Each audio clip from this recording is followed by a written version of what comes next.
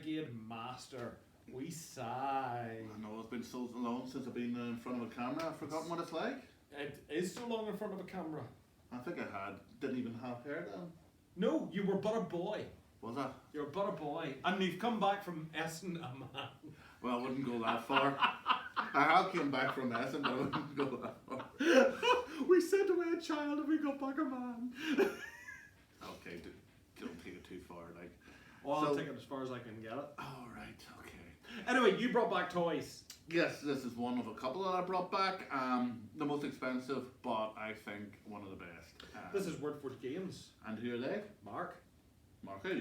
Rapson. Yay! And what's Mark Rapson good for? Route 66, The Devil's Run. Excellent. So that's hopefully something that you all know about. This is one of his games, I think. Not his most current one, because I think after Essen he released maybe an expansion to this, but at the time that I went there, it was the one to get. Yes. Mm-hmm. I think he's released one with regards to the D-Day one. Yep. And there's a smaller one as well. It's a D-Day dice. It was a big thing over there. And there's a small thing with little like 15mm vehicles, drone tanks that fight each other as well. That's him, I think too. Right. As I said, he had a small bit, so he was promoting this, the D-Day dice, which is big, and also the bigger version of it, which was like a layout of the Omaha beach, or one of the beaches anyway. And the idea is that you move further and further inland as you got different dice rolls. But anyway, that's not what we're talking about. We're talking about Airborne. Yeah, I'm just amused by the Airborne in your pocket. Yep. Are you sure? Well, I think you need a bigger pocket. Bigger pocket. Well, go on, open it up then. Let's see what the toys are. Let's see how quickly I can do it. Oh, you're so boring.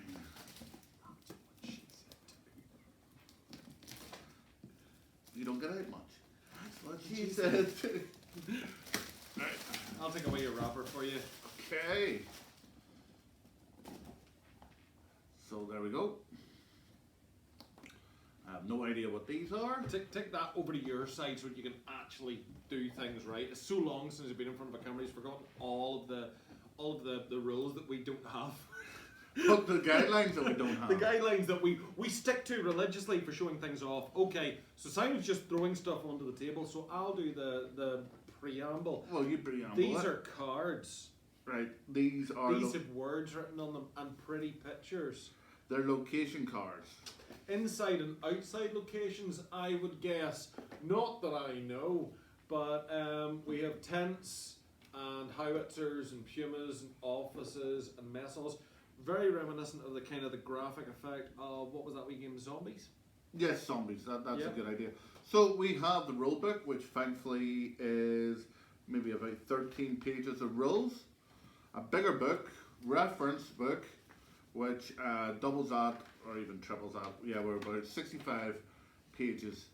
We've got our compulsory wee meeples, 4 different colours.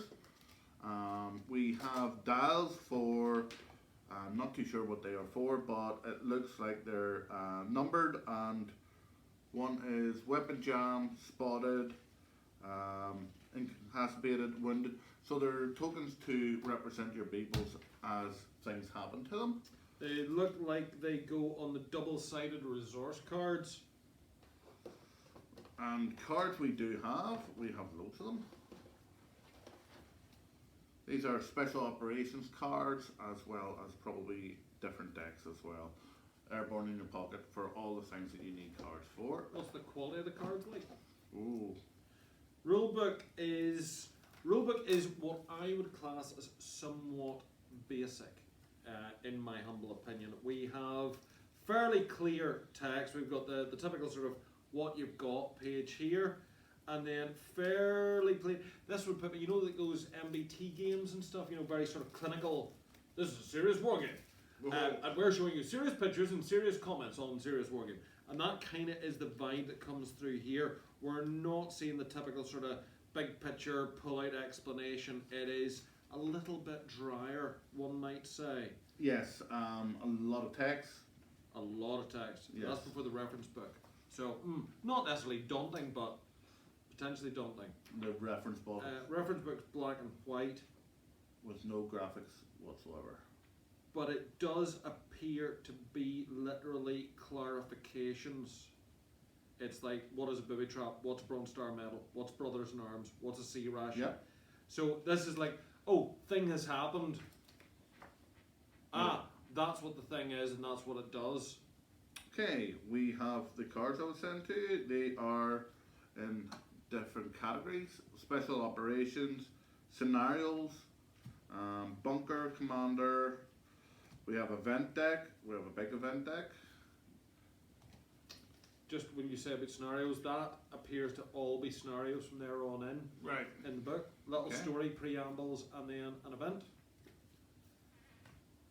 Nice enough. They are, again, they're nice bits of graphics done sort of in that sort of military style. We've got the writing and whatnot, as if it's like an army, an MOD notebook, really. Yeah, we kind of icons for the different equipment.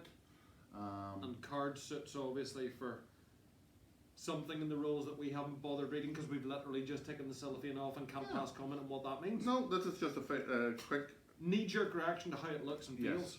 I put that in the wrong pile, I think we did. Oh no, keep it there. So yeah, I mean, whilst it might be called Airborne in your pocket, there seems to be quite a lot of game here. This looks like it verges on serious game.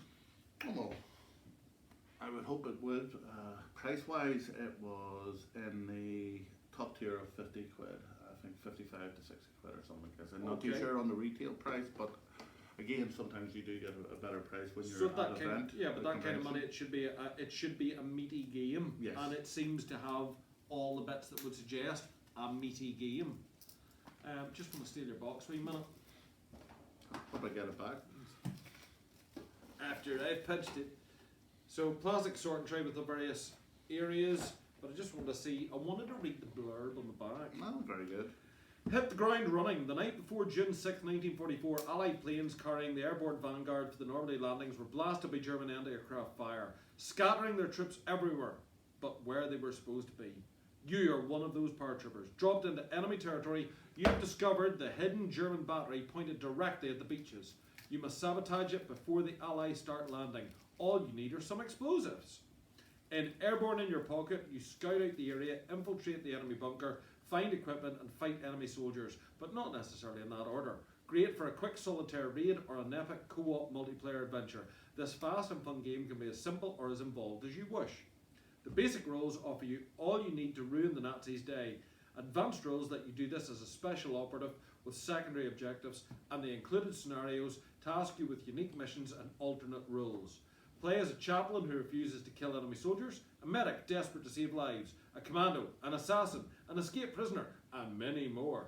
When Hitler built the Atlantic Wall, he forgot to install a roof. Make him regret it. Twice nominated for a Golden Geek Award, Best Print and Play Board Game 2009-2010, 1 to 4 players. 15 minutes? 15 minutes? We have never played a game that goes to 15 minutes. 15 minutes in Wii Gamers time, that's an hour. At least. So contents, 244 cards, 64 locations, 40 event cards, 129 item cards, 16 special ops, 8 bunker commanders, 22 scenarios, 19 optional rules cards, and 4 resource trackers.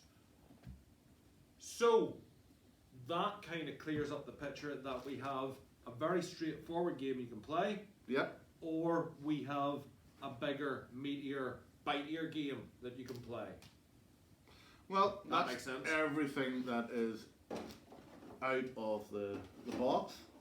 So it says you've got your 2 books. You have your location inside and outside. You've got your dials. You've got a lot of cards, especially with regards to item cards. A lot of item cards. Yep. Scenarios, special operations. Again, interesting one. Optional rules. You know, Aussie rules, no shuffling, 1 deck for all. Okay, yeah. yep, that's a nice touch. I suppose my initial, as my knees straighten out. My initial, when you sort of said this is like a £55 game, my initial thing is that's not an awful lot of stuff for £55. But when you read what it is that you're getting in terms of the replayability, now that's not to say we don't know how that plays. Yeah. It sounds as though what you've actually kind of got here is sort of 3 games with multiple scenarios that can be used in all of them too. So, fair enough. I think replayability for me is very important. I've had games before that could be in this range, and you would have more content and all like this. But if you cannot keep playing it, then you're not really getting your value, are you? No, true enough. I mean, it immediately jumps in my head the likes of Zombicide, where you've got literally a table full of stuff, and we still haven't touched on a fraction of that. No, we haven't. And that cost like millions of pounds. Well worth it. Of course it was. I will never say anything against it. Of course it was. But no, by the same token, I'm looking at this, and obviously, recently I picked up the likes of Helter Skelter. Yes. And whilst it's okay, this reads as potentially, obviously, a much more ongoing game for around about the same money. I think the thing that I've seen is how to beef up your game, put miniatures in it. Meeples are all well and good, and some go really mad with regards to meeples, but a lot of developers in all this here think, right, okay, I will put in proper miniatures, and then you sort of see that the price continues up. And again, I think sometimes a game doesn't really need it. No, because quite simply, you could take 4-year bolt action guys and paint a coloured band around their base, and there you go, you've got miniatures in the game. So yeah, fair enough. Airborne in your pocket, it's nice, it's shiny, there's a lot to it, but when you read the blurb, there's a lot more than what appears to be on the surface of what this game is intended for. So I look forward to you reading the rulebook. Well, thankfully there's only 13 pages, so it's not going to be as bad as what other... What? None?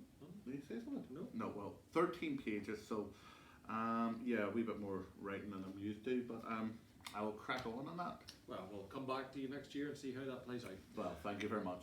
Thanks for watching! Bye!